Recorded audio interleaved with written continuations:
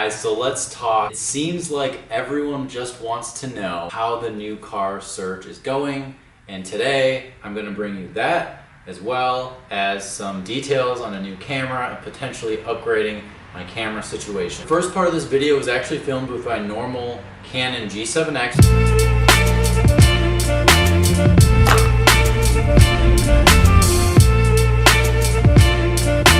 Which is what I've been filming on for probably several months now, and I've really loved it. But the problem is that the autofocus on it is starting to make some noise, and I don't know if you guys have been able to tell. It's just killing me. It's seriously unacceptable. Pondering upgrading from the Mark 1 to the Mark 2 because I have the Mark 1, and it seems to be an issue for some reason some of the Canon G7Xs have, and I don't really know why. Canon hasn't really explained it. I think you can send it in, but not that many people have had good luck. I went to Best Buy trying to get a Mark II. I didn't have any luck. They were sold out, everyone within like 50 miles. None of the Best Buys had it. And Amazon, of course, they're like $700. So I don't really want to drop that much money, especially because I'm looking for a car. So that's what led me to being into Best Buy, and they said they had an open box, but it didn't end up being a Canon G7X Mark II. It was actually a Sony A6000, which is not the newest one, but it is an alternative, and that's actually what I've been filming on this entire part of this video.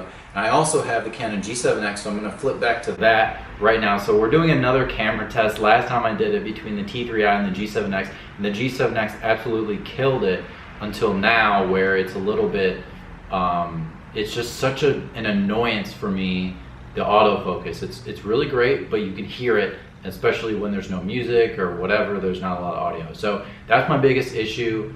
I don't know what I'm going to do with it. I really need to get into a different camera. It needs to be pretty much a point and shoot. It needs to be easy. And the A6000 is a little bit older. It does 1080p. It has autofocus. It has all kinds of other nice features. You can actually switch out the lenses if you want. But I just can't get over the fact that it does not have a flip out screen, which is kind of a big deal if I'm trying to hold it or film something at a different angle. And it has such a bigger footprint.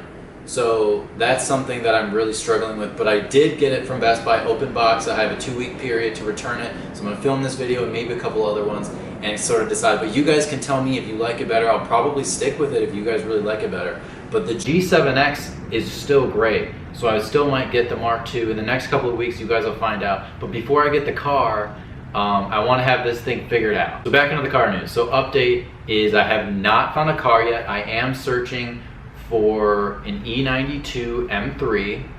I really want a white one again, which feels kind of silly, but I really want white. Or they have a space gray, which is just beautiful. So those are my two favorite colors. I don't think I can do black.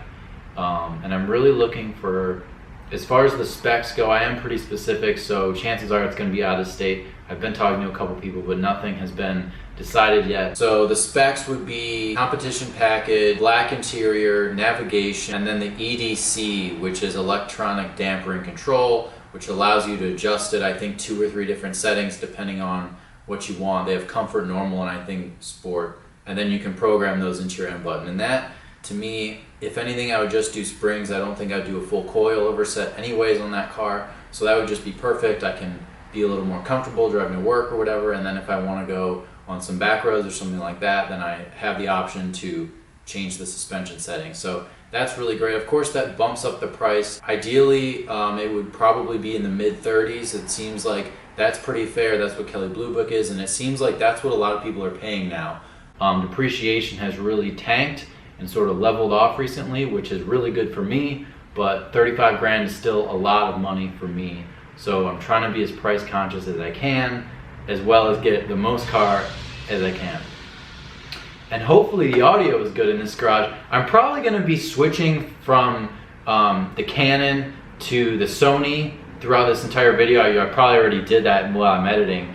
But I want you guys to tell me what's going on, because especially the built-in audio in the G7X really isn't that bad, to be honest with you guys. So that's the car situation. The 2011 through 13 models are really my preference, just because it's revised, it has the updated taillights, it has iDrive, and the chance of the rod bearings going bad seems to be less. You can ask different people, but it seems like most people are saying that the rod bearings are made slightly differently from the 2011 up.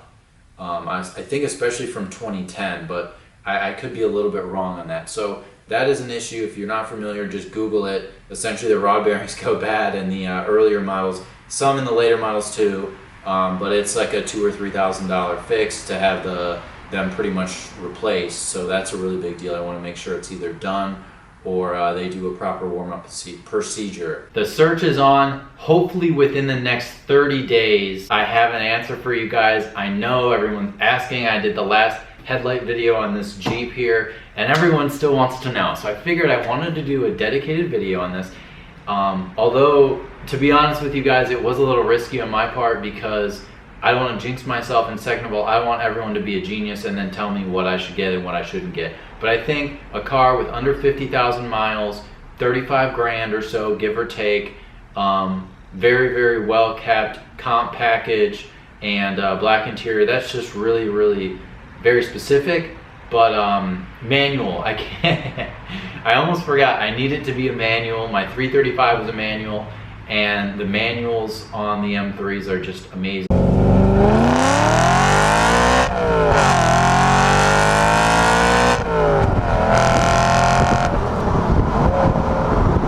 I know DCT is faster and it's still very, very good, but I want it to be a manual. I want it to be a proper 3-pedal car, and that's the car for it. So there are some in Ohio, but people want, in the 40s for them. And I actually saw a black one probably 2 weeks ago, maybe 3 weeks ago now, that was very well kept, 50,000 miles, but they still, they wanted 35, 36 grand for it. And, it's just, I don't know, I just wasn't feeling it. Plus it was black, and I hate to say it, but I don't think I would sleep very well if I had a black car. I'd be freaking out about the paint and swirls and scratches and dirt. As good as I am about washing it, they still happen. You still have to polish it.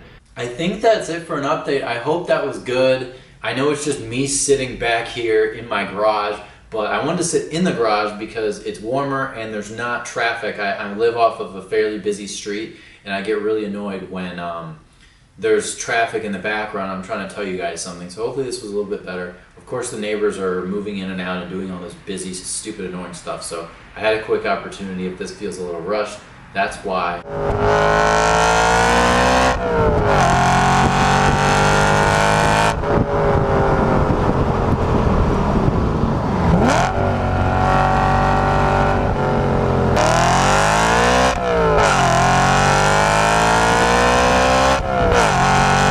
So if you want, let me know about the camera. Like I said, don't forget to like the video because I'm really putting the effort. I'm trying to buy a car, but the stupid camera situation is just taking over right now. So please just tell me what is better.